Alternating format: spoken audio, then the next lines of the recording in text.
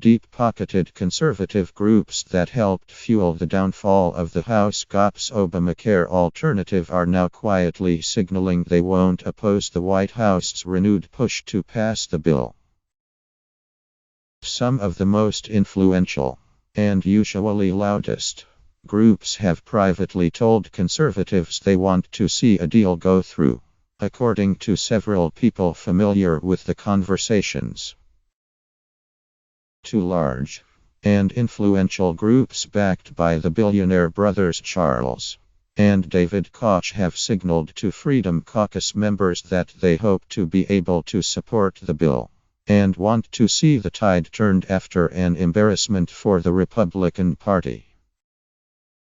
While the Heritage Foundation hasn't taken a position, its president Jim DeMint has told members he would be more open to compromise this time around, so long as the compromise looks like ideas floated to conservatives over the past few days.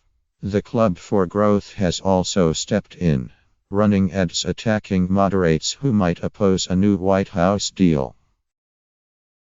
The shift marks a sea change for President Donald Trump and for Republican leaders, who had to contend with the same outside groups calling the earlier bill Obamacare Light, a label that made it all but impossible for the most conservative House members, many of whom campaigned on Obamacare repeal, to support a deal.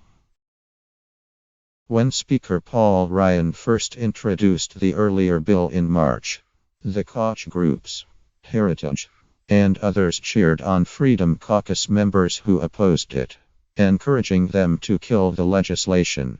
Within days of the rollout, the groups staged protests.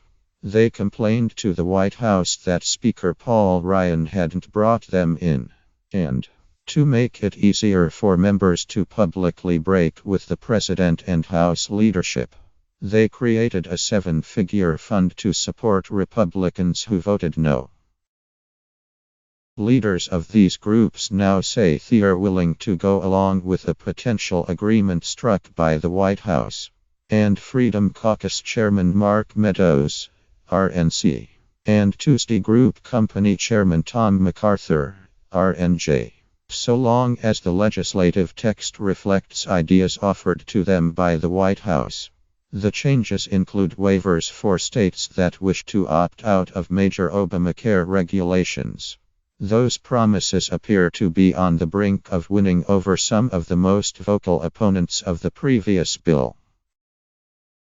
We are encouraged by continuing discussions to repeal Obamacare and replace it with common-sense solutions, said DeMint. Legislative text was still being finalized on Friday afternoon. Meadows has privately told people he expects to reach a deal on which most of the House Freedom Caucus can vote yes. But winning the support of conservative outside groups and members of the Freedom Caucus might cause new problems this time around.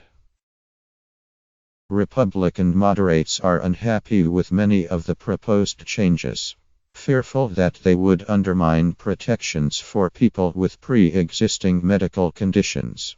Losing more of those votes could sink the bill, which the White House is pushing the House to send to a floor vote next week, something senior Republicans say isn't feasible.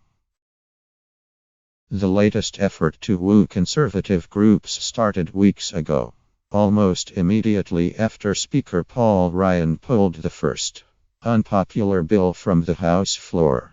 Top Trump officials started calling conservative group leaders to 1600 Pennsylvania Avenue to discuss how they got where they were in the days following the bill's demise.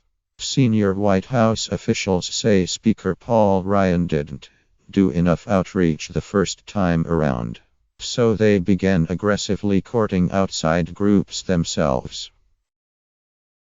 Vice President Mike Pence made dozens of calls and negotiated privately with the influential, well-funded outside groups before leaving on his Asia trip last weekend. Mark Short, the White House's legislative director who once worked for Freedom Partners, A Koch-backed group gathered specific suggestions and tested compromise language. Ryan has also stepped up his outreach to his party's right flank. Within a week of the earlier legislation failing, some of the groups were huddling in late-night meetings. Ryan in his Capitol suite, scheduled as late as 9 p.m., to evade public scrutiny. According to people familiar with the meetings, Ryan told the groups he wanted to find a solution they could all support. The people said. Freedom Caucus members and leaders of the outside groups have responded by pulling together to discuss what they could accept and what they could let slide. Their aides came up with a plan to try to loosen Obamacare insurance regulations they believe will lower premiums. And they agreed. If they get the changes written into bill text, that they'd all support a final bill. We're all going to support or we're all going to oppose. Most likely because we have the same end goals, said a Freedom Caucus member, when asked about their work with conservative groups. If it's something that is palatable for them, it's probably going to be palatable for us.